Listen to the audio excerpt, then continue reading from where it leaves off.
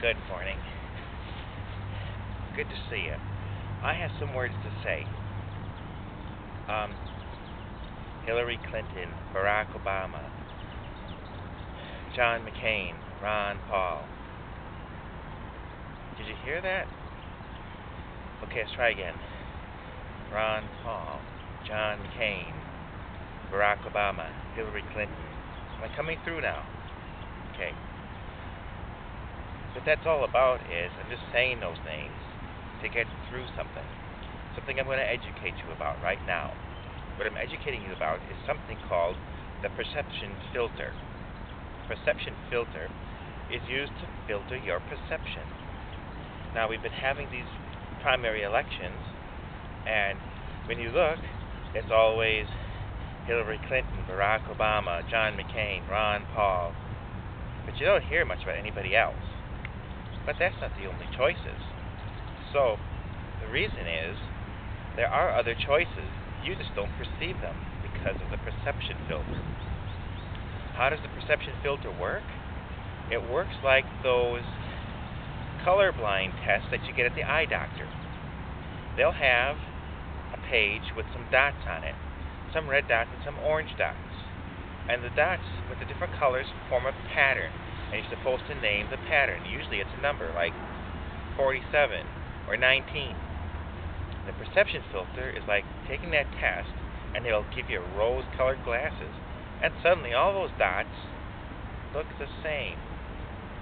There's red dots, and there's red dots, and there's red dots, and there's red dots. Yeah. That's the perception filter doing its magic.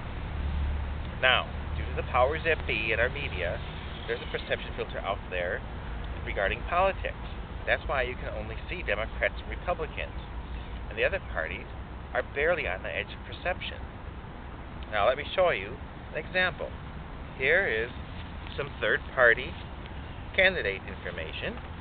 You see? No? Are you sure? That's perception filter. Now we're going to try and get through this perception filter, and you can use that as a tool of perception in the future. Here's what you do. I'll give you the names of some third-party candidates, and you can use them as a starting point. Third-party candidate number 1, Ralph Nader. Ralph Nader.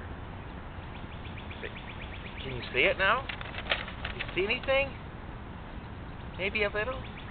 Okay. We'll try another third-party candidate. Mike Gravel. Mike Gravel. How's that? Never heard of him, huh? Maybe you have. How's this look? Anything coming through? Oh, just a little bit? Okay. We'll try it again. Maybe blink real hard a few times. Blink real hard, and we'll see if we can get through again. Okay. Stay with me now. You too. You too. Ralph Nader. Ralph Nader. Uh-huh. There you go. Now let's try the other one too. The other one was Mike Gravel. So repeat after me. Mike Gravel. Mike Gravel. Here. What do you see? See it? Good. You can get through this perception filter. You know about it. Now that you know how to get through this perception filter, the key is to do some homework. Look up the candidates. Look up Ralph Nader and Mike Gravel. And there's other ones too. And if you find out what the issues are and their stand on them, you might be a lot more interested than looking at Barack and Hillary and John and Ron and feeling that how'd they get there in the first place? Well, truth be told, these are primary elections. And the purpose of primary elections is to winnow down the candidates so that you have less choices in November. But I want you to know that you will have other choices, these third parties. And I want you to do some homework and look them up, learn about them. You'll probably be really pleasantly surprised. So, that being said, it occurred to me that maybe Ron Paul is pretty smart by staying Republican. I mean, the Republicans don't really give him much attention because, of course, John McCain has all those votes, all those, what do they call them, delegates.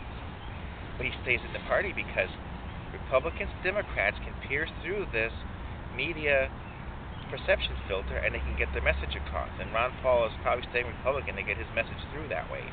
The minute he becomes like independent or Constitution Party, he'll just become invisible and kind of fade away until. So, even so, keep on it. Don't just say, oh, it's not even worth voting. I wish they had a selection on the ballot that said none of the above, because it seemed like all the good candidates were eliminated. So anyway, like I said, beware of that perception filter. Do your homework. Stay aware and listen and study, and you'll know who you're going to vote for in November. I know who I am, and get to the voting booth in November. That's the important one. That's the one that really counts. These primaries don't count so much. So, until then, be seeing you. Perception filter demonstration number 12A. At this point, the perception filter is in effect. But if we start mentioning certain names, they will become more apparent. Ralph Nader, Mike Gravel, Ralph Nader, Mike Gravel, Ralph Nader, Mike Gravel, Ralph Nader, Mike Gravel. Aha! I knew they were there.